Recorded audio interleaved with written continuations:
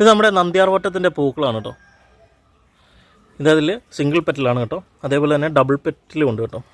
ഡബിളല്ല, multi പെറ്റലും ഉണ്ട് കേട്ടോ. അപ്പോൾ ഇതിൻ്റെ സിംഗിൾ പെറ്റലാണ്. അടിപൊളിയായിട്ട് നമുക്ക് എല്ലാ സമയത്തും ഫ്ലവർ ഉണ്ടാകുന്ന, മഴക്കാലത്താണെങ്കിലും തന്നെ ഫ്ലവർ ഉണ്ടാകുന്ന, ഇതുപോലെ വൈറ്റ് കളറിൽ ഫ്ലവർ ഉണ്ടാകുന്ന ഒരു ചെടിയാണ്.